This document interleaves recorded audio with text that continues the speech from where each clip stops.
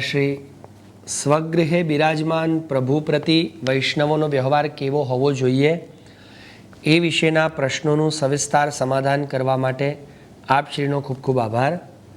હવે પછીના પ્રશ્નો વૈષ્ણવોના અન્ય વ્યવહાર નિયમો વિશેના છે.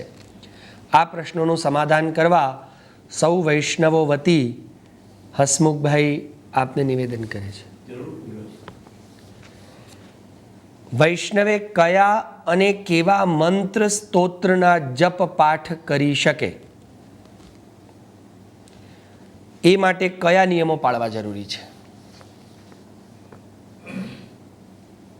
પદ્મ પુરાણની અંદર એક શ્લોક આવે છે, કિમ મંત્રૈર બહુભીર વિનશ્વર ફલૈ રાયાસ સાધ્યૈર મખૈ કિંચિલ્લોપ વિધાન માત્ર વિફલૈ સંસાર દુઃખાવહૈ એકસન્નપી સર્વ મંત્ર ફલદો લોપાદિ દોષો જીત શ્રી કૃષ્ણ શરણમ મમેતિ પરમો મંત્રોયમષ્ટાક્ષર. આની અંદર પદ્મપુરાણ એ કહેવા માગે છે કે કિમ મંત્રૈ બહુભી વિનશ્વર ફલૈ. બીજા જે મંત્રો છે, ઘણા મંત્રો છે અને એના ફલ પણ છે, પણ એ મંત્રોથી થનારા જેટલા પણ ફલ છે એ નાશ પામનારા છે, શાશ્વત ફલ કોઈ નથી. ધારો કે તમે હે પ્રભુ મારું આ મકાન બની જાય એને માટે તમે 2 મંત્રનો જપ કર્યો અને એનાથી તમારું મકાન બની ગયું, પણ તમારે એમ માની લેવાની જરૂર નથી કે પ્રલય કાળ સુધી એ મકાન રહેવાનું છે. તમે કોઈ મંત્રની આરાધના કરી, કોઈએ તમને એમ કહ્યું કે તમે આટલા ભાગનો ભાગવતનો પાઠ કરો તો તમારા લગ્ન વહેલા થશે, એટલે તમે પત્ની મેળવવા માટે તમે પાઠ કર્યો કે પતિ મેળવવા માટે પાઠ કર્યો, પરંતુ એ માની લેવાની જરૂર નથી કે પ્રલયકાળ સુધી તે વ્યક્તિ પછી તમારી સાથે ને સાથે જ રહેવાની છે. એટલે પદ્મપુરાણ કહે છે કે કિમ મંત્રૈ બહુભીર વિનશ્વર ફલૈ. આ બધા જે મંત્રોથી થનારા જે ફલ છે એ બધા નાશ પામનારા છે, આજે નહીં તો આવતીકાલે. અને આયાસ સાધ્યૈ મખૈ, અને યજ્ઞ વગેરે જે કાર્યો છે એ બધા બહુ મોટો આયાસ. એક યજ્ઞ રાખો તેની અંદર કેટલું બધું મોટી વ્યવસ્થા અને આ અને તે ને સાધનો અને ઘણું બધું જોઈએ. આયાસ સાધ્યૈ મખૈ. અને વળી પાછા મંત્રો કેવા છે તો કિંચિત લોપ વિધાન માત્ર વિફલૈ. મંત્રનો જપ કરતાં કરતાં અગર જો એક અક્ષર જો ખોટો બોલાઈ ગયો, દેવી ભાર્યામ રક્ષતું, એ રનો જો ભ બોલાઈ ગયો દેવી ભાર્યામ બક્ષતું, તો ભાર્યાનું રક્ષણની જગ્યાએ ભક્ષણ થઈ જાય. કિંચિત લોપ વિધાન માત્ર વિફલૈ. અને વળી પાછા સંસાર દુઃખાવહૈ. અને આ બધા મંત્રો પરિણામે સંસારના જ દુઃખને લાવનારા છે. તેથી હવે પદ્મપુરાણ પોતાનો નિર્ણય આપે છે, કિંચિત લોપ વિધાન માત્ર વિફલૈ સંસાર દુઃખાવહૈ એકસન્નપી સર્વ મંત્ર ફલદો. એક જ મંત્ર તમારે વશીકરણ કરવા માટે જુદો મંત્ર કરવાનો, બૈરી મેળવવા માટે જુદો કરવાનો, પૈસા મેળવવા માટે જુદો કરવાનો, અને તબિયત સુધારવા જુદો કરવાનો. શનિને સીધો કરવા બીજો કરવાનો, અને રાહુને સીધો કરવા પાછો જુદો રાહુનો મંત્ર જપવાનો. ત્યારે પદ્મપુરાણ કહે એકસન્નપી સર્વ મંત્ર ફલદો. એક જ મંત્ર એવો છે કે જેની અંદર બધા જ ફળ થઈ શકે છે, કોઈ પણ. અને લોપાદિ દોષો જીત. ધારો કે તમે શ્રી કૃષ્ણ બોલી ગયા ને તો કોઈ તમને દંડો મારવા નહીં આવે. સર્વ મંત્ર ફલદો લોપાદિ દોષો જીત શ્રી કૃષ્ણ શરણમ મમેતિ પરમો મંત્રોયમ અષ્ટાક્ષર. એથી પરમ મંત્ર એ આ અષ્ટાક્ષર મંત્ર છે.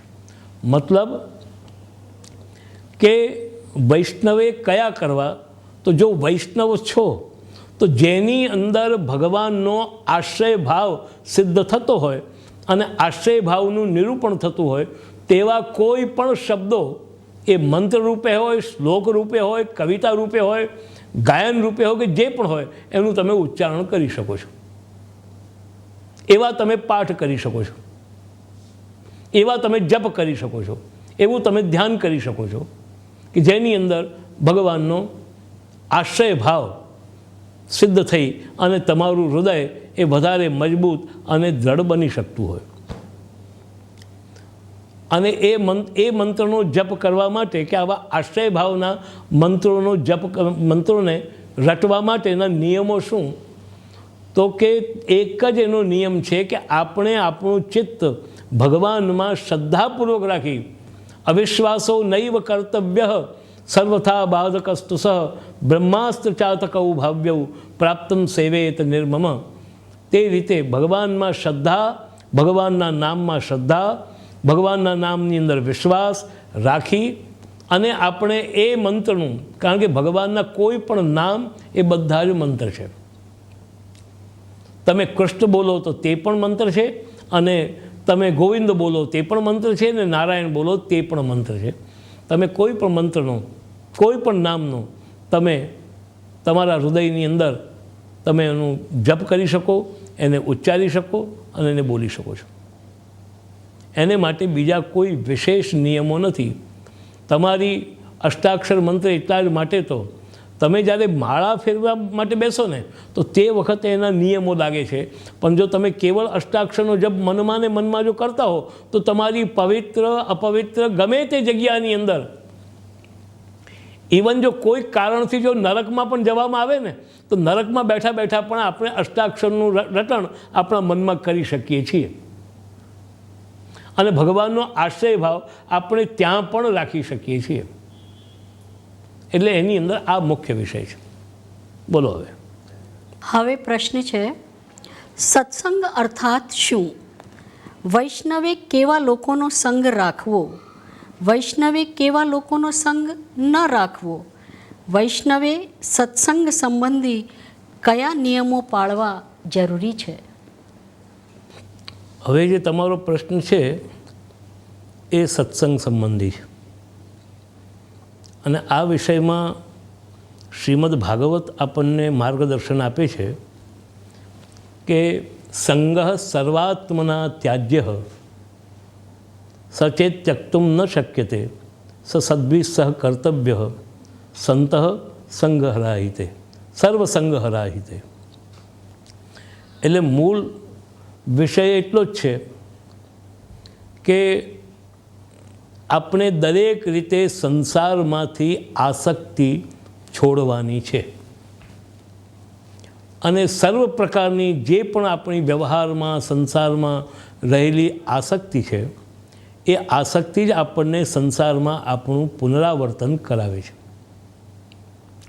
રહી ગયેલી આસક્તિ, એટલા જ માટે તો એવા લોકોને પ્રેત શબ્દ કહેવામાં આવે છે, પ્રકર્ષેણ ઇતઃ. તો જે લોકો સંસારની આસક્તિ છોડી શક્યા નથી, આપણા ધર્મશાસ્ત્રો પણ આપણને એમ જણાવે છે કે મનુષ્યનો આત્મા જ્યારે શરીર છોડે છે, દેહનો ત્યાગ કરે, પ્રાણ ત્યાગ કરે છે, તે પછી પણ એની જે આસક્તિ છે સૌથી વધારે એ એના પોતાના શરીરમાં છે, અને એના શરીર ઉપર જ મંડરાયા કરે છે. એ વસ્તુ આપણને બતાવે છે કે આસક્તિ આપણને આગળ જવામાં કે પ્રભુ પાસે ગમન કરવામાં આપણને પાછી ખેંચે છે. જેવી રીતે ગુરુત્વાકર્ષણનો જે સિદ્ધાંત છે કે એ વસ્તુને પોતાના તરફ ખેંચે છે, તેવી જ રીતે આ આસક્તિ સંસાર પ્રતિની એ આપણને સંસારમાં તરફ ખેંચે છે ને સંસારમાં આપણને લઈ જાય છે. ત્યારે દરેક રીતે સંગ સર્વાત્મના ત્યાજ્ય, એટલે સંગ આસક્તિ આપણે દરેક પ્રકારે છૂટે એ જ પ્રયત્ન અને એ જ ઉપાય કરવાના છે. હવે રહી વાત, આજનું વિજ્ઞાન પણ કહે છે એક વાત કે આ વિશ્વની અંદર બે જાતિ એવી છે, બે પ્રાણીઓ એવા છે કે જે લોકોને સામાજિક પ્રાણી તરીકે જાણવામાં આવે છે. એક માછલી અને એક મનુષ્ય. માછલી પણ હંમેશા સમાજમાં જ રહે છે, એકલી નથી હોતી, અને મનુષ્ય પણ હંમેશા સમાજમાં હોય છે, એકલો નથી હોતો. આપણે લોકોને પણ આપણી જે મનની અંદર રહેલી જે પરિસ્થિતિ છે એ આપણને એકલા રહેવામાં આપણને આનંદ નથી આવતો. કોઈક બીજાની આપણે ઈચ્છા કરીએ છીએ. આપણે યાત્રા કરવા જઈએ તોય આપણે કોઈક બીજાનો સાથ શોધીએ છીએ. પ્રવચન સાંભળવા જઈએ તોય આપણે બીજાનો સાથ શોધીએ છીએ. આ આપણા મનની અંદરની આસક્તિનો વિષય જણાવે છે. તો આપણે જીવનની અંદર ક્યાંક ને ક્યાંક કોઈકને તો આપણે શોધવાના જ છીએ, અને જેને શોધીએ છીએ તેની અંદર આપણી આસક્તિ સિદ્ધ થાય છે. ધારો કે તમે બહારગામ જવા ગયા, એકલા આમ તમે બેઠા છો ટ્રેનની અંદર, પણ તમારાથી રહેવાયું નહીં એટલે તમે તરત ત્યાં વાતચીત શરૂ કરી. તમે ક્યાંના છો, તમારા કેટલા દીકરા, તમારો શેનો ધંધો, તમે શું ભણ્યા છો, વગેરે વગેરે. એમ કરતાં કરતાં એની સાથે સંબંધ બંધાયો. આ સંબંધ જે બંધાયો એ સંબંધનું સ્વરૂપ છે એ આસક્તિ છે. પછી એની સાથે આપણો ધીરે ધીરે સંબંધ વધે. પછી આપણે એકબીજાના એડ્રેસની આપલે કરી ઘરે જઈને ફોન કરીને એને મળવા ગયા, એ આપણને મળવા આવ્યો, પછી બેના સંબંધો વધ્યા. આ રીતે આપણે કોઈકને તો બનાવવાના જ છીએ. તો તે વખતે આપણને શાસ્ત્ર કહે છે કે આમ તો સંગ દરેક રીતનો છોડવો, અને કેવળ જ્યારે બધા જ સંગ છૂટી જાય છે ત્યારે આપણને ઈશ્વરનું સામીપ્ય અનુભવ કરવાનું ઈચ્છા અને વાસ્તવિકતા બંને આવે છે. એમાં જ્યાં સુધી કોઈ બીજો છે તો આપણે પછી ઈશ્વર તરફ એટલા અનુકૂળ બની શકતા નથી. તેવી સ્થિતિની અંદર આપણને ભાગવતજી કે જે શાસ્ત્ર કહે છે સદભી સહ કર્તવ્ય, તે સંતો સાથે કરવું. તે કેવા સંતો? એનું સ્વરૂપ આપ્યું કે જે લોકો સંગ દોષને દૂર કરે, જે લોકો આપણી સંસારમાંથી આસક્તિને દૂર કરે, જેમની સાથે રહેવાથી, જેમની સાથે બોલવાથી, જેમની સાથે ચર્ચા કરવાથી, જેમને જોવાથી, જેમની ક્રિયા વગેરે જોવાથી, જેમના જીવનથી એ આપણને એ ઉપદેશ આપતા હોય કે જેનાથી આપણી સંસાર પ્રત્યેની આસક્તિના બંધનો કપાતા હોય, તેવા વ્યક્તિઓનો સંગ એ સત્સંગ છે. અને શ્રી હરિરાયજી કહે છે કે સત્સંગ સર્વથા કાર્ય દુસ્સંગશ્ચ પરિત્યજેત. ત્યારે હવે આપણે જ્યારે વૈષ્ણવ શબ્દ જ્યારે વાપરતા હોઈએ તે વખતે તમારી જે સાધના છે એ સાધનાની અંદર જે અનુકૂળ હોય અને એ સાધનામાં તમને જે બળ આપતા હોય અને જે તમને આગળ લઈ જતા હોય તેવા લોકોનો સંગ કરવો. અને જે લોકો તમને આનાથી વિપરીત દિશામાં તમને જે લઈ જતા હોય તેવા લોકોથી હંમેશા બચવું. અને આ જ વાત શ્રી મહાપ્રભુજી જલભેદ ગ્રંથથી પણ બતાવવા માગે છે. તમારે કોનું સાંભળવું? સાંભળવામાં સંગ કરવાનો છે. તમે સાંભળવા ગયા, કોઈનું પ્રવચન સાંભળવા ગયા, વ્યાખ્યાન સાંભળવા ગયા, કથા સાંભળવા ગયા, એટલે સાંભળશો એટલે એની સાથે સંગ થવાનો છે. તો તે વખતે તમારે કોનો સંગ કરવો, કોનું સાંભળવું, તેમાં મહાપ્રભુજીએ બહુ સ્પષ્ટતાથી કહ્યું કે જે વ્યક્તિ પોતે કૃષ્ણ પ્રેમમાં રંગાયેલો હોય અને જેની આગળ કૃષ્ણ પ્રેમ સિવાયની બીજી કોઈ ચર્ચા કે બીજો કોઈ વિષય એના મનને પસંદ નહીં હોય, એટલે તમારી સાથે પણ એ ત્યારે જ સેટ થશે કે જ્યારે તમે કૃષ્ણ પ્રેમ અંગે તમે એની સાથે વર્તશો. એટલે કેવા લોકોનો કહો, કેવા વૈષ્ણવોનો કરવો? કેવળ તિલક કંઠી જોઈ અને ત્યાં લપસી નહીં પડવું, ધોતી ઉપરણા અને બંડી તિલક જોઈ અને ત્યાં લપસી નહીં પડવું, પણ કયો વ્યક્તિ આપણી સાધનામાં આપણને બળ આપે છે એ જોઈ અને હંમેશા વર્તવું. કેવળ ઉપરની ડિઝાઇન કે ઉપરનું ખોખું જોઈ અને માલ પસંદ નહીં કરવો, પણ અંદરની વસ્તુને ચકાસી અને માલને પસંદ કરવો. નહીં તો તમે જો તૈયાર પેકિંગ લઈ આવ્યા અને ક્યારેક જો અંદર જો સડેલી વસ્તુ નીકળી તો નીકળી શકે છે. તૈયાર પેકિંગની અંદર જે છે એમાં ઉપરનો આડંબર ઘણો હશે, કારણ કે આજના જમાનાની અંદર દરેક વ્યક્તિ પોતાને સંત કહેવડાવે છે અને સંત માને છે. દરેક વ્યક્તિ પોતાને ભગવાન કહેવડાવે છે અને ભગવાન માને છે. અને એમના ઉપર આપેલા લેબલોની માફક જ સૌથી ઉત્તમ, આમ કરો ને આમ થઈ જાય, આ બધી જે જાહેરાતો છે ને, એટલે મને એવું લાગે છે કે જાહેરાતોથી બને તેટલા દૂર રહેવું. જાહેરાતો જોઈ, પોસ્ટરો જોઈ, બેનરો જોઈ અને સત્સંગ કરવા નહીં બેસવું, પરંતુ જે વ્યક્તિ આપણા મનની અંદરથી સંસારની આસક્તિ જે કાપતો હોય, હવે જે વ્યક્તિને આપણામાં આસક્તિ છે તે વ્યક્તિ આપણી આસક્તિ શું છોડાવશે? જે વ્યક્તિને આપણા ખિસ્સામાં આસક્તિ છે તે આપણી આસક્તિ શું છોડાવશે? હવે એવા વ્યક્તિ સાથે તમે જો સંગ કરવા ગયા તો પછી સત્સંગ કેવો થશે એનું તમે કલ્પના કરી શકો છો. એટલે એવા લોકોનો સંગ ન કરવો કે જે આપણી સંસારમાં આસક્તિ વધારે. અને એટલા જ માટે મહાપ્રભુજીએ ભક્તિવર્ધિનીની અંદર એક શબ્દ વાપર્યો, તદીયૈ સહતત્પરૈ. કેવલ તદીય નહીં, ભગવાનના એવું નહીં, ભગવાનના થઈને જે ભગવાનમાં તત્પર થયેલા છે, જે ભગવાનનો છે અને જે ભગવાનનો થઈ ગયો છે, એ વ્યક્તિ પછી ભગવાનમાં જ પરાયણ રહેશે. એને બીજામાં ઇન્ટરેસ્ટ નહીં હોય, એને બીજી વસ્તુમાં ઇન્ટરેસ્ટ નહીં હોય. એટલે આટલું જોઈ અને તમારે સંગ કરવો. અને સત્સંગની અંદર નિયમ એ પાળવો. કયો નિયમ પાળવો?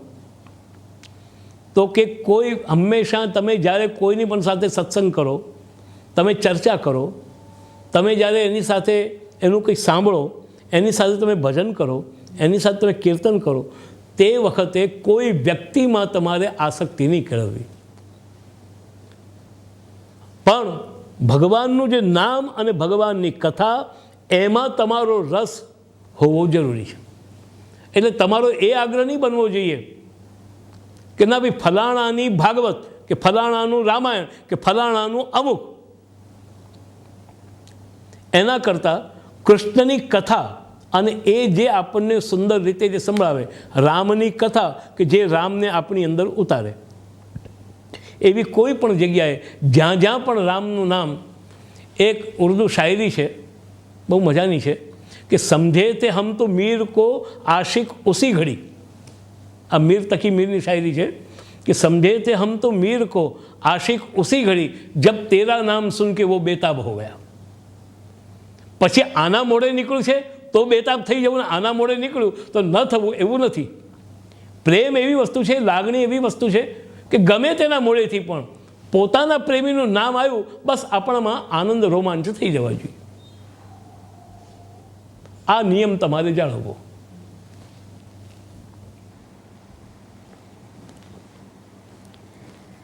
વૈષ્ણવે અન્ય વૈષ્ણવને જય શ્રી કૃષ્ણ શા માટે કહેવા, કેવા ભાવથી કહેવા?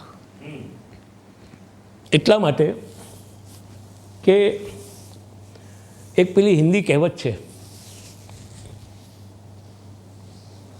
કે જ્ઞાની से ज्ञानी मिले तो करे ज्ञान की बात, और गधे से गधे मिले तो करे लातों लात. બે મળવાના ત્યારે કંઈક તો થવાનું જ છે.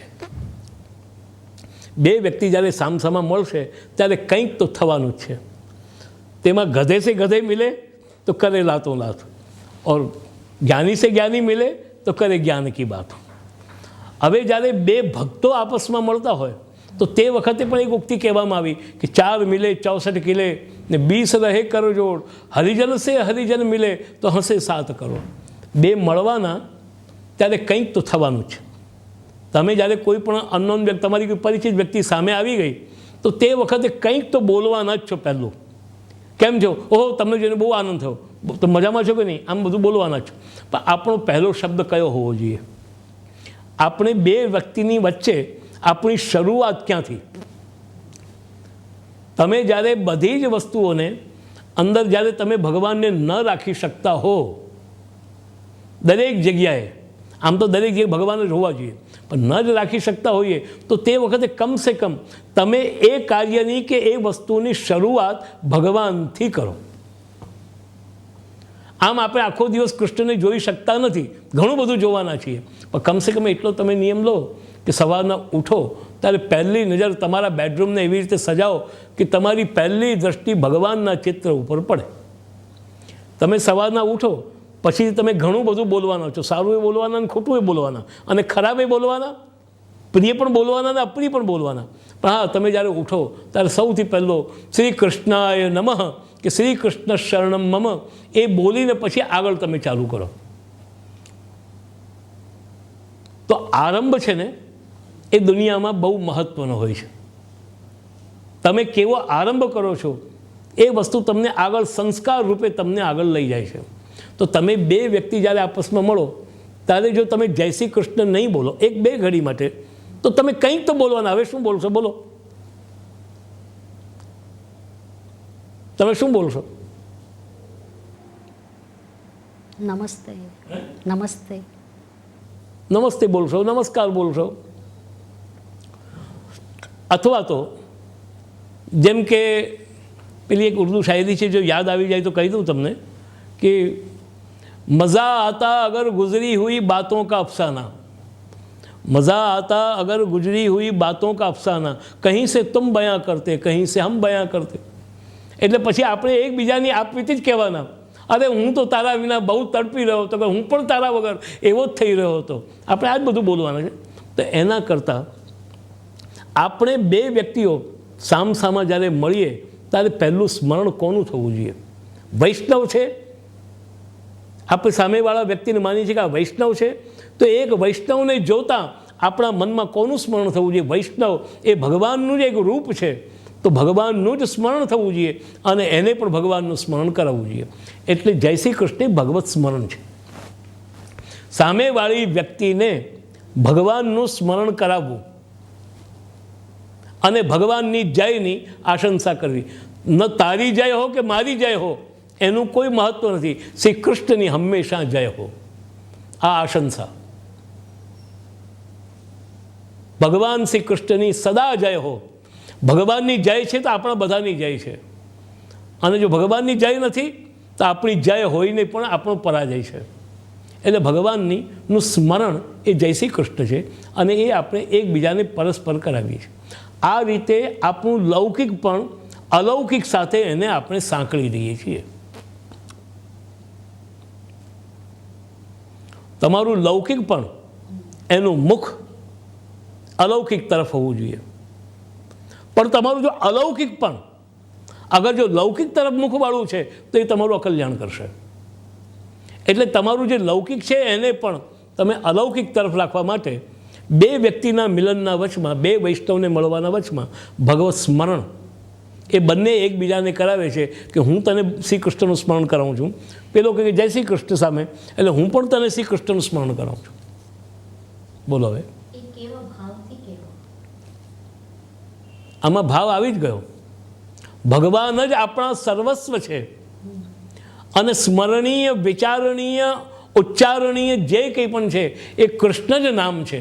બાકીનું હવે આપણે જે કંઈ પણ કહેવાના, બોલવાના કે વિચારવાના એ વ્યર્થનું છે. એટલે શક્ય હોય તો આપણા બે વચ્ચે એવી કોઈ વાતો છેડો કે જેનાથી કૃષ્ણનું સ્મરણ થાય, કૃષ્ણનું નામ બોલાય અને કૃષ્ણનો વિષય સ્પષ્ટ થાય.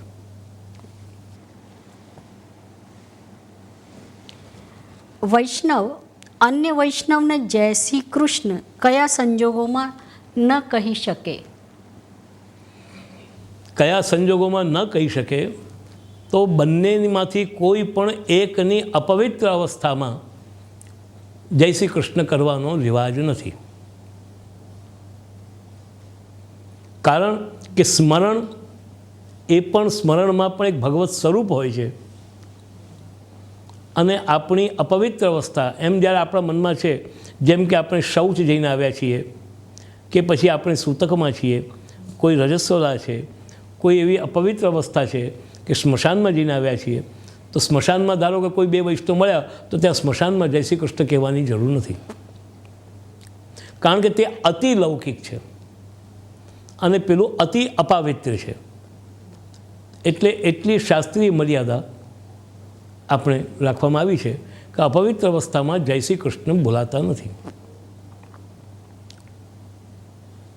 વૈષ્ણવે બ્રહ્મ સંબંધ લેતા પહેલા અને લેતી વેળા કયા નિયમોનું પાલન કરવું? બ્રહ્મ સંબંધ લેતા પહેલાં શ્રી મહાપ્રભુજી એવો આગ્રહ ધરાવે છે કે આમ આપણે ત્યાં એક માન્યતા છે અને સિદ્ધાંત છે કે બ્રહ્મ સંબંધ દીક્ષા લેવાથી જ સેવાનો અધિકાર પ્રાપ્ત થાય છે, એમ આપણે બ્રહ્મ સંબંધમાં વિચારી ગયા છીએ. તો જ્યાં સુધી બ્રહ્મ સંબંધ ન થાય કે બ્રહ્મ સંબંધને લેવાની અનુકૂળતા ન આવી હોય ત્યાં સુધી ભગવત સેવા ન કરવી સવાલે છે. તો તે વખતે મહાપ્રભુજી મક્કમપણે માને છે કે કોઈ પણ કારણથી, ધારો કે બ્રહ્મસંબંધ દીક્ષા આપનાર તમને ન મળે, કે તમારી એવી સ્થિતિ ન હોય કે કોઈ પણ કારણથી તમે બ્રહ્મસંબંધ દીક્ષા ન પણ લીધી હોય કે લેતા હો, છતાં પણ ભગવત સેવાનો તો તમારે આરંભ કરી દેવો. એટલે પોતાનાથી જે બનતું હોય ને જે બની શકતી હોય તેટલી ને તેવી ભગવત સેવા આપણે આપણા જીવનમાં દરેક વૈષ્ણવ કુટુંબના પ્રત્યેક સભ્યે પોતાના જીવનમાં કરવી જોઈએ. હવે બ્રહ્મસંબંધ લેતા પહેલાં, જ્યારે બ્રહ્મસંબંધ દીક્ષા લેવી છે અને હજી લીધા નથી, તો સૌથી પહેલાં તો નિયમ એ છે કે તમારે કોઈ પણ ગુરુજન પાસે જઈ અને તમારે પહેલાં એમની આજ્ઞા લેવાની કે મારે બ્રહ્મસંબંધ દીક્ષા લેવી છે અને આપ આજ્ઞા કરો. પણ તમારે ઓર્ડર નહીં કરવો કે મને બ્રહ્મસંબંધ આપો, તમારે આજ્ઞા મેળવવી. હવે જો ગુરુને યોગ્ય લાગશે કે ના, તમને અત્યારે બ્રહ્મસંબંધ દીક્ષા આપવી યોગ્ય છે તો આપશે, અને નહીં તો એ કોઈક તમને બીજો વિકલ્પ તે જગ્યાએ થોડા સમયને માટે બતાવશે. સૌથી પહેલાં આજ્ઞા લેવાની. જ્યારે તમને આજ્ઞા મળી જાય તો તે વખતે આજ્ઞા લઈ અને પછી એક દિવસનો ઉપવાસ વ્રત કરવું જરૂરી છે. એક દિવસનો ઉપવાસ કરી બીજે દિવસે કોરા વસ્ત્ર લઈ અને ગુરુના ઘરે જવાનું. ગુરુના ઘરે જઈ અને ગુરુના ઘરે સ્નાન કરાવે ત્યાં સ્નાન કરવાનું, એ કોરા વસ્ત્ર પહેરવાના, કંઠી ગળામાં ધારણ કરવાની, કપાળમાં તિલક કરવાનું, અને ગુરુના ઠાકોરજીના સમક્ષ ગુરુ ઊભા રાખી અને જે રીતે બોલાવે તે રીતે ગદ્ય મંત્ર બોલવાનો. જઈને સૌથી પહેલાં દંડવત કરવાના અને પછી ગદ્ય મંત્ર બોલવાનો. અને જ્યારે તુલસી સમર્પણ થઈ જાય ત્યારે ફરીથી પાછું ઠાકોરજીને દંડવત કરી અને પોતાના વસ્ત્ર વગેરે જે કંઈ પણ પહેરવાના હોય તે પહેરવાના. આ રીતે બ્રહ્મસંબંધ લેતા પહેલાંનો નિયમ છે. આ નિયમની અંદર એક વસ્તુ જરૂરી છે કે બ્રહ્મસંબંધ દીક્ષા વખતે બે વસ્તુ અનિવાર્ય છે. એ બેમાંથી કોઈ પણ એક વસ્તુના અભાવમાં બ્રહ્મસંબંધ દીક્ષા એ થતી નથી. બે વસ્તુ છે. એક, ગુરુના ઘરમાં બિરાજતું ભગવત સ્વરૂપ એટલે કે ઠાકોરજીનું સ્વરૂપ, અને બીજે નંબરે ગુરુની પ્રત્યક્ષ, આ બંનેની પ્રત્યક્ષ ઉપસ્થિતિ જરૂરી છે. ઠાકોરજીની પરોક્ષ અવસ્થામાં કે ગુરુની પરોક્ષ અવસ્થામાં બ્રહ્મસંબંધ દીક્ષા થતી નથી. જેમ કે ઠાકોરજીના અનવસર થઈ ગયા છે, ઠાકોરજી પોડી ગયા છે, તો ટેરો આવી ગયો છે અને તમને જો દીક્ષા આપવામાં આવે તો આવી દીક્ષાનો પણ પ્રકાર પુષ્ટિ સંપ્રદાયમાં ગણવામાં આવ્યો નથી. તેવી રીતે અગર જો ગુરુ કાગળથી કે ટેલિફોનથી અગર જો તમને દીક્ષા આપી દે તો તેવી દીક્ષા પણ ગ્રહણ થતી નથી. બંનેની પ્રત્યક્ષ સ્થિતિ હોવી જરૂરી છે. આ બ્રહ્મસંબંધ દીક્ષા લેતી વખતે આ બેના અભાવમાં બ્રહ્મસંબંધ થતું નથી. તે ઉપરાંત વગર વ્રત કરે ભલે ગુરુ આજ્ઞા પણ આપે કે કંઈ નહીં, તમે મારી તમારા પર કૃપા છે ને તમે વ્રત કરાવીને આવી જાઓ. અહીંયા ગુરુ શબ્દ જે હું પ્રયોગ કરું છું એ પ્રયોગ શ્રી મહાપ્રભુજી ગુસાઈજી માટે નહીં, પણ આજના અમારા બધા જેવા જે વલ્લભકુલના બાળકો છે એ લોકોને માટે આ ગુરુ શબ્દનો હું પ્રયોગ કરી રહ્યો છું. તો તે વખતે વલ્લભકુલના બાળકો કોઈ આજ્ઞા કરે કે કંઈ નહીં તમે વ્રત નહીં કરો, અથવા તો ઘણી જગ્યાએ મેં એમ પણ સાંભળ્યું કે કંઈ નહીં તમે વ્રત નથી કર્યું ને તો તમે આજે બ્રહ્મસંબંધ લઈ લો ને કાલે વ્રત કરજો, અથવા તો સવારે બ્રહ્મસંબંધ લઈ લો ને સાંજના વ્રત કરજો, તો તે પણ ચાલે નહીં. બ્રહ્મસંબંધ લેતી વખતે કે બ્રહ્મસંબંધ આપતી વખતે બંનેની અન્ન ગ્રહણ કરેલી અવસ્થા ન જોઈએ. બંનેની એટલે લેનારની અને આપનારની. ગુરુએ અગર જો ભોજન કરી લીધું છે તો તે પણ ભોજન કર્યા પછીથી બ્રહ્મસંબંધની દીક્ષા આપે એ અયોગ્ય છે. અને લેનાર પણ જો ભોજન કર્યા પછી જમ્યા પછી અગર જો બ્રહ્મસંબંધની દીક્ષા લે છે તો તે અયોગ્ય છે. એટલે આ બધા નિયમો બ્રહ્મસંબંધ દીક્ષાની અંદર પાળવાના જરૂરી છે. બ્રહ્મસંબંધ લીધા પછીથી બ્રહ્મસંબંધ લઈને પછીથી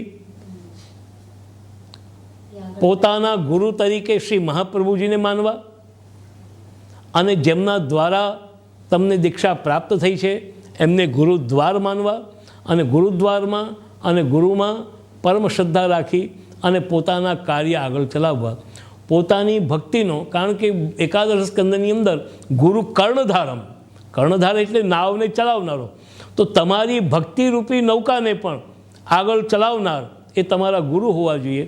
એટલે તમે તમારી ભક્તિના જેટલા પણ કાર્યો છે એ બધા એમની આજ્ઞાથી કરવા, એમના દ્વારા કરવા.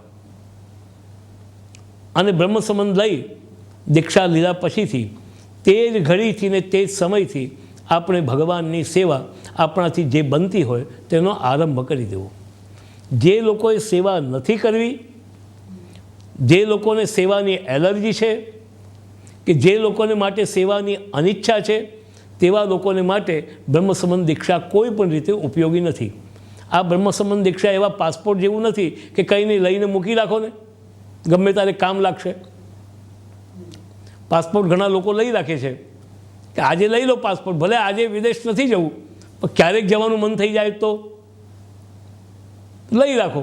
એવી રીતે આ બ્રહ્મસંબંધ દીક્ષા એવી પાસપોર્ટ જેવી નથી કે વિઝા જેવી નથી કે લઈને મૂકી રાખો સ્પેરમાં. બ્રહ્મસંબંધ લીધા પછીથી એ વ્યક્તિ ભગવાનનો પોતાની જાતને સ્વીકાર કરે છે કે હું સેવક. જેમ કે દાખલા તરીકે તમે નોકરીની એપ્લાય કરી કંપનીમાં અને તમે નોકરીની અંદર તમને સ્વીકાર કરવામાં આવ્યા કે તમને અમારે ત્યાંની સર્વિસમાં દાખલ કરવામાં આવે છે અને તે ઘડીથી તમે એ કંપનીના સર્વિસ કરનારા એક વ્યક્તિ છો.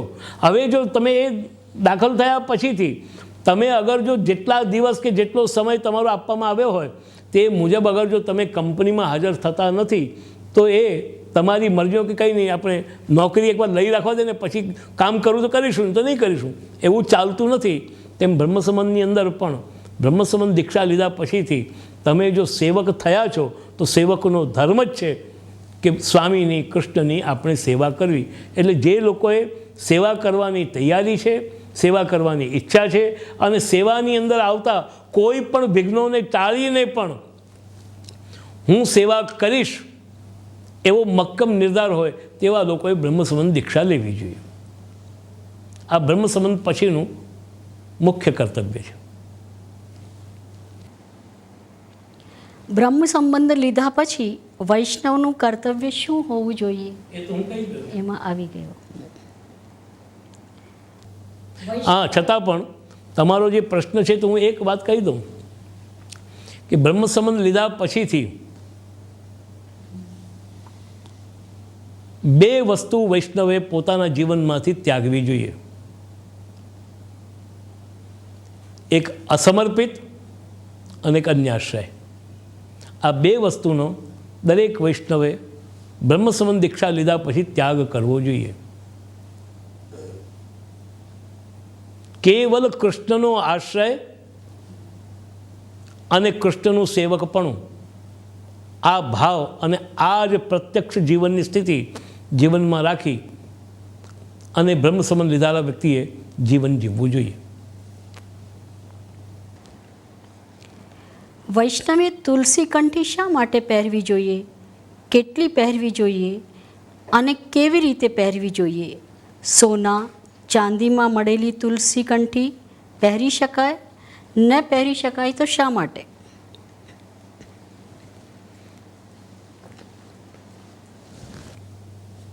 પદ્મપુરાણની અંદર જ બનતા સુધી આ શ્લોક પદ્મપુરાણનો જ છે કે એની અંદર એમ જણાવ્યું છે કે યત કંઠે તુલસીનાસ્તિ તે નરા મૂળ માનસઃ અન્નમ વિષ્ટા જલમ મૂત્રમ પીયુષમ રુધિરમ ભવેત તત સર્વેષુ કાર્યેષુ ધાર્યા તુલસી માલિકા ક્ષણાર્ધમ તદ્વિહીનોપી વિષ્ણુદ્રોહી ભવે નરઃ. એમ પદ્મપુરાણ જણાવે છે. એટલે એની અંદર એમ કહેવા માગે છે કે એક વૈષ્ણવ ભગવાનનો સેવક થઈ અને અગર જો તુલસીની કંઠી નહીં પહેરીને અગર જો એ અન્ન ભક્ષણ કરે છે તો અન્ન પણ એ વિષ્ટા ભક્ષણ બરાબર છે. અને જે પીવાની પેય વસ્તુ છે કોઈ પણ, એ અગર જો પીએ છે તુલસી કંઠી વિના તો એ મૂત્ર પીધા બરાબર છે, જલ પીએ છે તો. અને બીજી પીવાની કોઈ પણ વસ્તુઓ જેમ કે ફ્રૂટનો રસ વગેરે કે શેરડીનો રસ વગેરે અગર જો પીએ છે તો એ રુધિર પીધા બરાબર છે, એટલે લોહી પીધા બરાબર છે. અને એક ક્ષણ પણ અગર જો વૈષ્ણવ તુલસીની કંઠી વિના રહે છે તો એ વિષ્ણુનો દ્રોહ કર્યા બરાબર છે. એટલે આમ પદ્મપુરાણ એનો એક વિષય બતાવે છે કે વૈષ્ણવે અહર્નિશ કંઠની અંદર તુલસી ધારણ કરવી જોઈએ.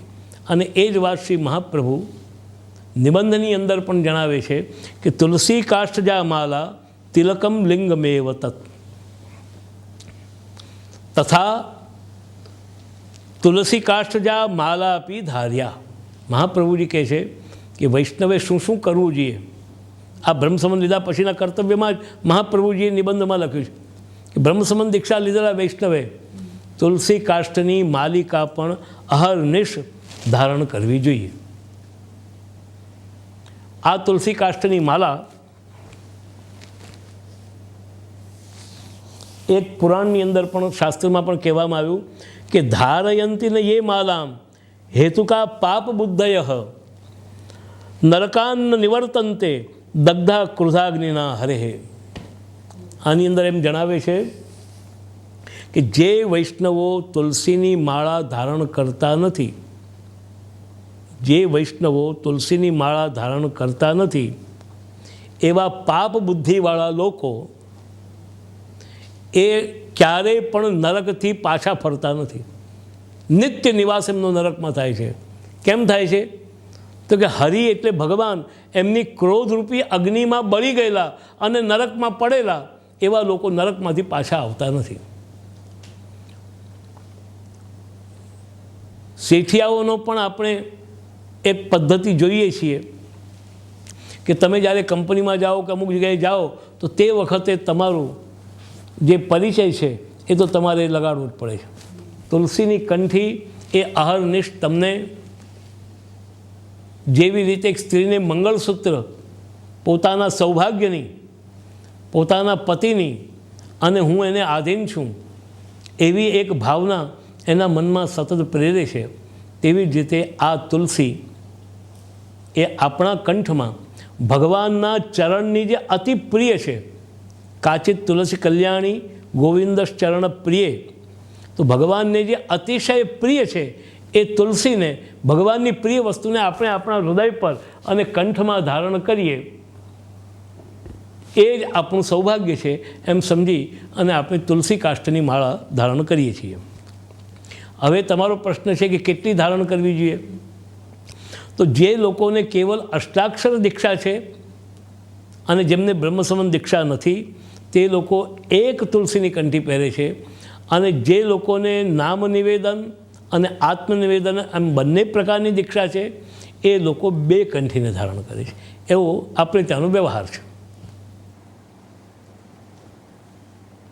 અને કેવી રીતે પહેરવી જોઈએ? કેવી રીતે પહેરવી જોઈએ એમાં તમારો પ્રશ્ન છે કે સોનામાં ગાંઠેલી કે ચાંદીમાં ગાંઠેલી. આમ તો મહત્ત્વ છે તુલસીનું. તમે સોનામાં ગાંઠેલી કે ચાંદીમાં ગાંઠેલી પહેરો તેમ છતાં પણ જે શુદ્ધ વસ્તુનો મુખ્ય વિષય છે એ સોના ચાંદી કરતાં સૂતરનો દોરાની અંદર પહેરેલી એ મુખ્ય છે. એક વાત છે કે જ્યારે વૈષ્ણવ દેહ છોડે છે અને એના અગ્નિ સંસ્કાર કરવામાં આવે છે ત્યારે એના શરીર પર રહેલી બધી જ વસ્તુઓ ઉતારી દેવામાં આવે છે. દાગીના વગેરે, ઘડિયાળ પહેરી હોય કે કડા પહેર્યા હોય કે વીંટી પહેરી હોય કે અછોડો પહેર્યો હોય એ બધું કાઢી લેવામાં આવે છે. તેની સાથે સાથે કંઠી પણ ઉતારી લેવામાં તો આવે છે, પણ એ કંઠી એના છાતી પર મૂકવામાં આવે છે. પણ હવે જો આપણે છોકરો કે પાછળવાળા લોકો જો સોનામાં ગાંઠેલી હશે તો કોઈ અગ્નિ સંસ્કારમાં મૂકવાનું નથી કે ભાઈ બાપાની આ કંઠી કાઢી લો. તો તે વખતે કમસે કમ આપણા શરીરની સાથે તુલસીનો પણ સંયોગ થાય અને ભગવાનની ભગવદ પ્રસાદી કંઠી, ભગવાનના ચરણાની પ્રિય એવી તુલસીની કંઠી એ આપણા દેહની સાથે જાય એ આપણે માટે આનંદનો વિષય છે. એટલે મારું એમ માનવું છે કે જ્યાં સુધી શક્ય હોય આપણે તુલસીની કંઠી પહેરવી. બીજી વસ્તુ એ પણ છે કે જ્યારે આપણે સોના ચાંદી વગેરેમાં પહેરીએ છીએ તે વખતે એક હું કંઈક છું ને મારી પાસે કંઈક છે એવો પણ ભાવ થાય છે. આપણા પણ મનની અંદર તે વખતે તુલસીનો વેલ્યુ આપણા મનમાં ઓછી થઈ અને સોના ચાંદીની વેલ્યુ, અરે મારી તો પેલી સોનાની કંઠી હતી હો, એટલે આપણે તે વખતે એમ નથી કે તુલસીની કંઠી મારી ખોવાઈ ગઈ, ગળામાંથી ઉતરી ગઈ. તો જો પેલી ગળામાંથી નહીં મળી, આપણે જોયું કે કંઈક કપડાં કાઢતા કે એમાં નીકળી ગઈ છે, ભાઈ આ કંઈ કંઠી ચાલી ગઈ લાગે, કંઈ નહીં બીજી પહેરી છે, એમાં શું મોટી વાત. પણ જો પેલી જો સોનાની ચાલી ગઈ તો આપણે અધમુઆ થઈ જઈશું. એટલે આપણે વેલ્યુ કોને આપી? તો આપણા મનની અંદર મૂળ વેલ્યુ એ આપણે તુલસીની બનાવવાની છે. એટલે આપણે આપણી બધી શ્રીમંતાઈ અને જે હોય તે બધું ભૂલી અને આપણે ભગવાનના ચરણારવિંદના દાસપણું અને ભગવાનનું જે પ્રિય છે એને ધારણ કરવામાં આપણી મનોવૃત્તિ બની રહે. એટલે તુલસી કાષ્ઠની સૂતરમાં દોરામાં પરોવેલી કંઠી પહેરવી સૌથી શ્રેષ્ઠ અને હિતાવહ છે. આમાં જ આગળ પ્રશ્ન છે, વૈષ્ણવે તિલક શા માટે, કયા ભાવથી અને કેવી રીતે કરવું જોઈએ? તિલક બાબતમાં શ્રી મહાપ્રભુજી આ તુલસી કંઠીના જ વિષયમાં આગળ ત્યાં જ જણાવે છે કે દંડાકારમ લલાટે સ્યાત, એ શાસ્ત્ર વાક્યને ટાંકીને કે દંડાકારમ લલાટે સ્યાત પદ્માકારમ તો વક્ષસી વેણુપત્ર નિભમ બાહ્વો અન્ય દીપાકૃતિર ભવેત. એમાં દંડાકાર એટલે ઊર્ધ્વપુંડ તિલક ધારણ કરવું જોઈએ. પદ્મપુરાણની અંદર પણ એક શ્લોક આવે છે કે યે કંઠ લગ્ન તુલસી નલિનાક્ષમાલા યે બાહુ શોભિત પરિશંગ ચક્રા યેવા લલાટ ફલકે રસદોર્ધ પુંડા સ્તે વૈષ્ણવા ભુવનમાશુ પવિત્રયંતી. તો તિલક એ ભગવત ચરણાકૃતિ છે. આપણે ત્યાં જે ઉર્ધ્વપુંડ એટલે ભગવત ચરણની આકૃતિવાળું, જાણે કે નાના બાળકનો પગ આમ માથા પર જો છાપવામાં આવે તો જે આકૃતિ બને તે આકૃતિનું તિલક આપણે મસ્તક પર ધારણ કરીએ છીએ. ભગવાનનું ચરણારવિંદ નિત્ય આપણા મસ્તક પર બિરાજમાન રહે અને એ તિલક આપણી બુદ્ધિને ભગવાનના ચરણારવિંદનું સ્મરણ કરાવતું રહે અને આપણી બુદ્ધિના વિચારોને પણ સદાને માટે આશ્રિતા બુદ્ધિવાળું બનાવે. એ ભાવ આપણે તિલકની અંદર રાખીએ છીએ. તિલક એક પ્રકારે સૌભાગ્ય ચિહ્ન છે. જ્યારે કોઈ વ્યક્તિનું સૌભાગ્ય હોય ત્યારે તિલક ધારણ થાય છે. અને દયારામભાઈ કહે છે, દુષ્ટ જીવને કહે છે બ્રહ્મ રે, બ્રહ્મ જીવ લેખે, છતે સ્વામીએ સુહાગણીનું સુખ સ્વપ્ને નવરા છે. આપણે દુનિયાની અંદર અનાથ નથી, પરંતુ આપણા માથા પર એક આપણા સ્વામી, આપણા નાથ બેઠા છે અને એટલા માટે આપણે કોઈ ચિંતા કરવાનું કારણ નથી. આપણે જે દુનિયાભરની જે ચિંતા કરીએ છીએ એનું કારણ ભગવાન મારા માથા પર છે એ ભૂલીને કરીએ છીએ. અને માટે જ પછી દુનિયાની 500 જગ્યામાં આપણે ભીખ માગ્યા કરીએ છીએ. વરના આપણે કોઈની પાસે કંઈ માગવાની જરૂર નથી. આપણને જે જરૂરિયાત છે એ મુજબ ભગવાન આપણને આપે જ છે અને આપશે જ. તો આ સૌભાગ્ય, મારું સૌભાગ્ય છે કે ભગવાન મારા માથા પર બિરાજે છે. અને શ્રી મહાપ્રભુજી આ કંઠીને, તુલસીની કંઠીને અને તિલકને માટે એમ જણાવે છે નિબંધની અંદર કે વૈષ્ણવને માટે આ કંઠી અને તિલક એ બ્રાહ્મણને માટે યજ્ઞોપવિતના સમાન છે. જેમ યજ્ઞોપવિત એ બ્રાહ્મણે અહર્નિશ ધારણ કરેલા જ હોવા જોઈએ અને જો યજ્ઞોપવિતનો ત્યાગ કરે તો એ બ્રાહ્મણ પણ વ્રાત્ય થઈ જાય. એને પુનઃસંસ્કાર કરવા પડે, તેવી રીતે કંઠી અને તિલક એ યજ્ઞોપવિતની માફક આપણે માટે નિત્ય છે. આપણી દરેક અવસ્થામાં, દરેક સ્થિતિમાં આ આપણે સૌભાગ્ય ચિહ્નને આપણે ધારણ કરીએ છીએ. અને પદ્મપુરાણના જણાવ્યા મુજબ જે વૈષ્ણવના માથા પર આ ભાવપૂર્વક અને કૃષ્ણના દાસપૂર્વક એ ભાવ રાખીને જે પોતાના મસ્તક પર તિલક ધારણ કરે છે, તે વૈષ્ણવ આખા વિશ્વને પવિત્ર કરે છે. એટલી એનામાં સામર્થ્ય આવી જાય છે. એટલે એ રીતે આપણે તિલક આટલા માટે કરીએ છીએ, આ ભાવથી કરવું જોઈએ અને ઉર્ધ્વપુંડ કરવું જોઈએ. બીજી વસ્તુ કે આપણે ત્યાં જે તિલક છે, કારણ કે સૌભાગ્ય, કુમકુમ એ સૌભાગ્યનું પ્રતીક છે, અને એટલા માટે આપણે ત્યાં, અને બીજી વસ્તુ એ પણ છે કે ભગવાનના ચરણારવિંદ પણ લાલ છે. એમ બંને કારણોથી આપણે ત્યાં તિલક ચંદનનું કે ગોપીચંદનનું કે ઇતરનું નહીં કરી અને આપણે ત્યાં કુમકુમનું તિલક થાય છે. વૈષ્ણવે કયા વ્રત ઉપવાસ કરવા જરૂરી છે, શા માટે? વૈષ્ણવે કયા વ્રત ઉપવાસ કરવા જરૂરી છે અને શા માટે? હવે તમારો પ્રશ્ન બહુ મુદ્દાનો છે. આનો પણ જવાબ શ્રી મહાપ્રભુજી સર્વનિર્ણય નિબંધમાં જ આપે છે કે એકાદશ્યુપવાસાદિ કર્તવ્યમ વેદ વર્જિતમ તથા કૃષ્ણાષ્ટમી ચાપી સપ્તમી વેદ વર્જિતા. એટલે જેને વૈષ્ણવ શાસ્ત્રોમાં વિષ્ણુ પંચક તરીકે ઓળખવામાં આવે છે. વિષ્ણુ પંચક એટલે 4 જયંતી વ્રતો અને 5મું 12 મહિનાની કે 13 મહિનાની 24 અથવા તો 26 એકાદશી. આ 5 વ્રતોને વિષ્ણુ પંચક કહેવામાં, એટલે વિષ્ણુ વ્રતો છે. અને આ વિષ્ણુ વ્રતો દરેક વૈષ્ણવોએ કરવા જોઈએ એમ શ્રી મહાપ્રભુજી નિબંધની અંદર જણાવે છે કે આ 5 દિવસ રામનવમી એટલે કે ચૈત્ર સુદ નોમ, નૃસિંહ જયંતી વૈશાખ સુદ 14, જન્માષ્ટમી શ્રાવણ વદ 8મ અને વામન જયંતી એટલે ભાદરવા સુદ 12. આ 4 જયંતીને 5મું દરેક 1100 એ દરેક વૈષ્ણવે કરવા જોઈએ. હવે શા માટે એ પ્રશ્ન છે. તો શા માટેનો ઉત્તર એટલો શ્રી મહાપ્રભુજી પોતે જ આપે છે કે કિમ બહુના ઉત્સવ પ્રધાનભૂત. બહુ વધારે કહીને શું લાભ?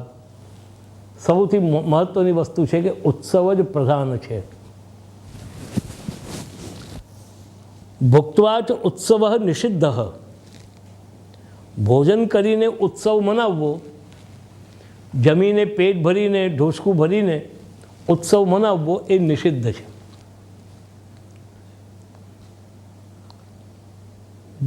જેની અંદર દેહનું સ્મરણ થતું હોય, એ દેહનું સ્મરણ આપણને જેમાં ભૂલી જઈએ એ ઉત્સવ છે. ત્યારે અન્ન જે છે એ અન્ન ખાઈને આપણે જ્યારે ઉત્સવ મનાવીએ છીએ તો તે વખતે અન્નના જેટલા પણ દોષ છે એ પણ ઉત્સવની અંદર પ્રાપ્ત થતા હોય છે. તમે જે પ્રકારનું ભોજન કરો છો, જે પ્રકારનું જમો છો, જે પ્રકારનું અન્ન લો છો, તે તમને આની અંદર નડતું હોય છે. એટલા જ માટે વ્રતની અંદર અગર જો નિરાહાર વ્રત કરીએ છીએ તો તે સૌથી ઉત્તમ છે. પણ જો નિરાહાર વ્રત ન કરી શકતા હોઈએ તો કમસે કમ પછી તામસ અને રાજસ આહાર નહીં લઈ અને સાત્વિક આહાર લેવો. એ સાત્વિક આહારના બદલામાં આપણે ત્યાં અહીંયા ફલાલ જેને કહેવામાં આવે છે, ફલાહાર, મૂળ શબ્દ છે ફલાહાર, એ ફલાહાર કરવો. એટલે ફલ એ સાત્વિક છે. રસ્યા સ્નિગ્ધા સ્થિરા રુદ્યા આહારા સાત્વિક પ્રિયા, એ ગીતા વાક્ય અનુસાર ફલનો આહાર. ત્યારે આ જે ફલાહારની પણ જે બધી વસ્તુઓ છે એ અન્નમાં એની ગણતરી નથી, પણ એની ગણતરી ફલમાં થાય છે. જેમ કે રાજગરો, જેમ કે મોરૈયો, જેમ કે સિંગોડા, તો આ બધી વસ્તુઓ અન્નમાં નથી આવતી, એ ફલમાં આવે છે, અને એ ફલની બનેલી વસ્તુઓ આપણે ગ્રહણ કરીએ છીએ. તો કમસે કમ, અને આપણે ગુજરાતી ભાષામાં એક કહેવત છે કે અન્ન તેવા ઓળકાર. તમે જેવું અન્ન લો છો તેવા તમને ઓળકાર આવે છે. તો તે વખતે સાત્વિક આહાર લીધેલો હશે તો કમસે કમ તમારી બુદ્ધિ સાત્વિક રહેશે, રાજસ તામસ નહીં બને.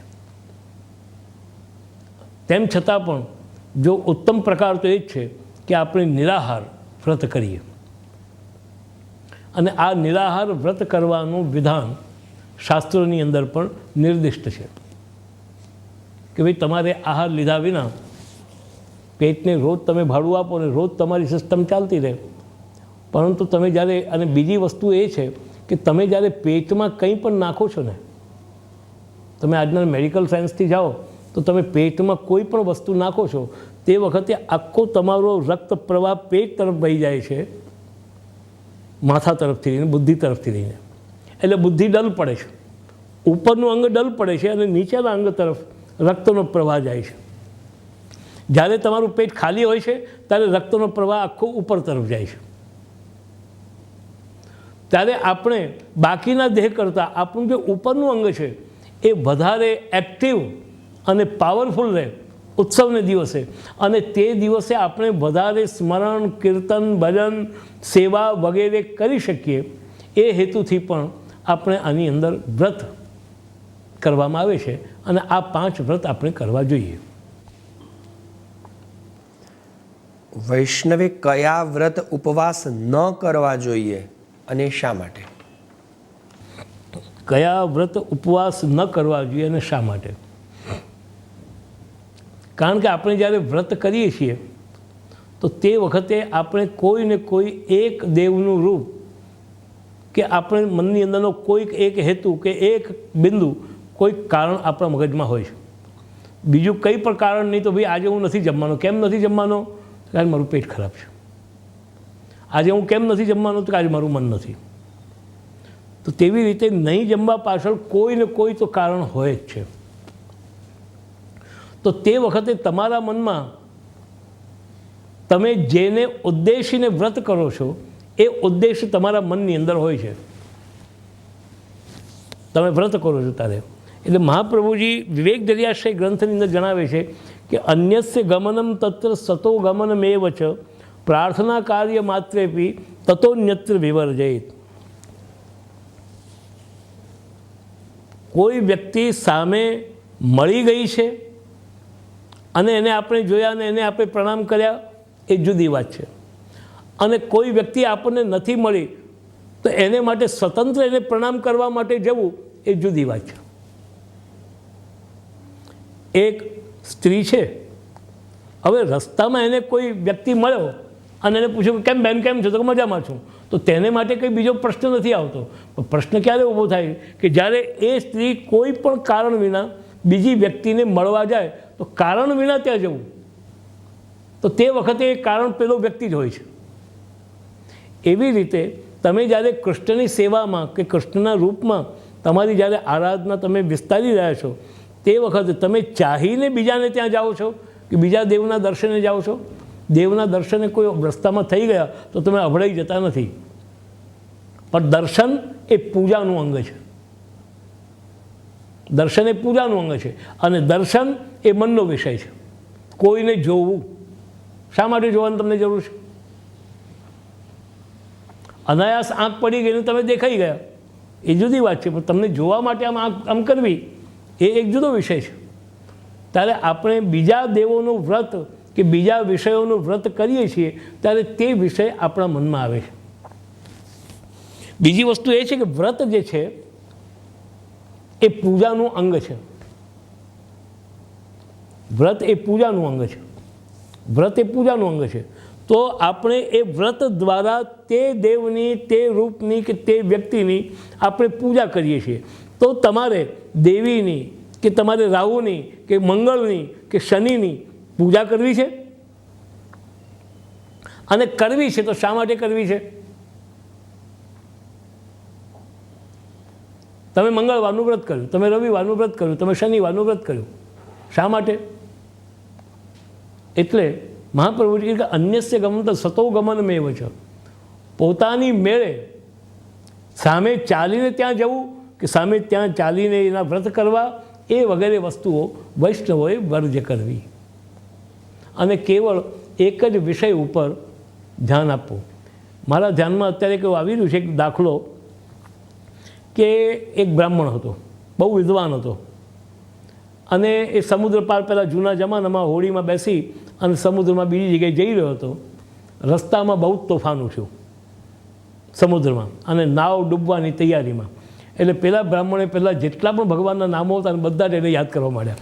હે શિવ બાપા મને બચાવજો, હે દેવી બા મને બચાવજો, હે કૃષ્ણ મને બચાવજો, હે રામ મને બચાવજો, હે મંગળ મને બચાવજો. પહેલાં જ્યારે એને નામ જોયું કે હે શિવ બાપા મને બચાવજો, એટલે શિવજી ઊભા થયા કે આ તો મારો ભગત છે, મારે એને બચાવવો જોઈએ. એટલામાં પેલું બીજું નામ બોલ્યો, હે દેવી બા મને. તો ના ના, મારે જવાની જરૂર નથી, એ તો દેવીને બોલાવે છે. આમ બધા જ દેવો એકબીજાનો વિચાર કરતા રહે, એમાં પેલા બિચારી નાવ ડૂબી ગઈ. એવી આપણી નાવ ન ડૂબી જાય. એક સાધે સબ સધે ને સબ સાધે સબ જાય. તેવી રીતે એક ભગવાનની અંદર આપણે આશ્રય રાખી અને આ જ મારું સર્વ છે અને આ જ મારું સર્વ કંઈ કરશે, એવા દ્રઢ વિશ્વાસ સાથે અને શ્રદ્ધા સાથે આપણે આપણી ભક્તિની સાધનાને આગળ વધારવાની છે. આગળ પ્રશ્ન છે આના સંદર્ભમાં કે એકાદશીના વ્રત ઉપવાસના સંદર્ભમાં એકાદશીનો દિવસ જ શા કારણે, દસમ કે બારસ જેવા અન્ય દિવસ શા માટે નહીં?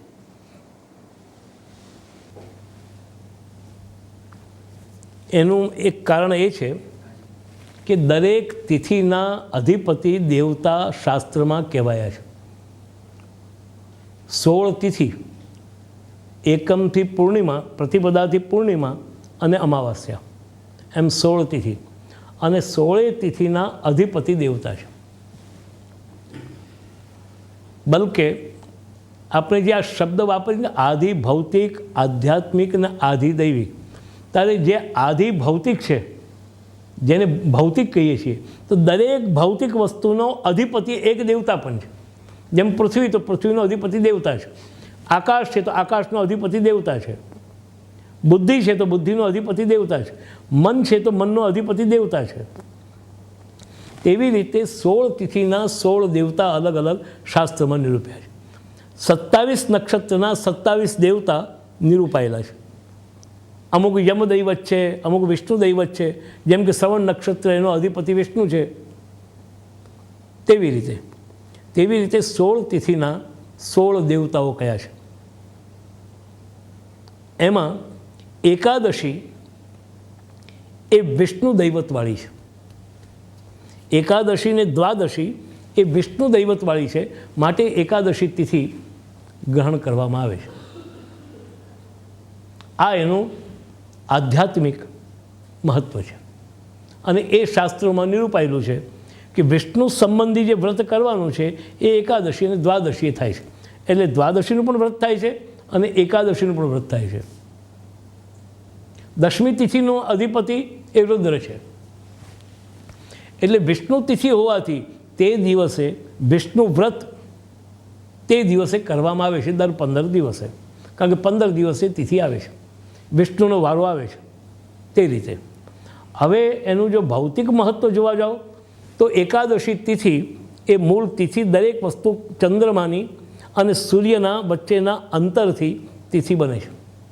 સૂર્ય ચંદ્ર વચ્ચેનું જેમ જેમ અંતર, એમાં સૂર્યથી ચંદ્ર 180 ડિગ્રીએ એ પૂર્ણિમા અને સૂર્ય ચંદ્ર બંને 0 ડિગ્રી પર એ અમાવસ્યા. અને આજના વિજ્ઞાને પણ એ વાતને સ્વીકારેલી છે કે ચંદ્રમાના આધાર પર મનુષ્યના મનની અંદર રહેલા વિષયો, એની વધઘટ, એનું બલાબલ એમ થતું હોય છે. અને આમે પણ જ્યોતિષશાસ્ત્રની અંદર મનનો અધિપતિ એ ચંદ્રમા છે. ચંદ્રમા એ મનનો કારક છે. તો તે વખતે એકાદશી તિથિની અંદર, અને એટલા જ માટે તમે જુઓ તો ચંદ્રમાને કારણે સમુદ્રની અંદર પણ જ્વાર ભાટા એ ચંદ્રમાના આધાર પર થતા હોય છે. જ્વાર ભાટા એટલે એને ગુજરાતમાં ઓઠ, ભરતીને ઓઠ, તો એ પણ ચંદ્રમાના આધાર પર થાય છે. તો જે સમુદ્રમાં પરિસ્થિતિ થાય છે ને તે જ મનુષ્યના મનમાં પણ થાય છે. તે વખતે એ ચંદ્રમાના સમયમાં મનુષ્યના મનમાં આવેગોની એક ભરતી તિથિઓના આધાર પર પણ થતી હોય છે. કામશાસ્ત્રમાં જાઓ, વાત્સલ્યના કામશાસ્ત્રમાં જાઓ તો તિથિ અનુસાર સ્ત્રીના શરીરના જુદા જુદા અંગોમાં કામનો વિકાસ કહેવાયેલો છે. પ્રતિપદાએ આ જગ્યાએ, દ્વિતીયાએ આ જગ્યાએ. એટલે જો સ્ત્રીમાં જો કામોદ્દીપન જો કરવું હોય તો તે અંગનો તિથિના અનુસાર જો સ્પર્શ કરવામાં આવે તો એ કામનું ઉદ્દીપન શીઘ્રતાથી થાય છે. તે આધાર પર પણ એકાદશીની તિથિ એ ચૂનવામાં આવી છે. એટલે એકાદશીનું વ્રત કરવામાં આવે છે. બોલો હવે કંઈ?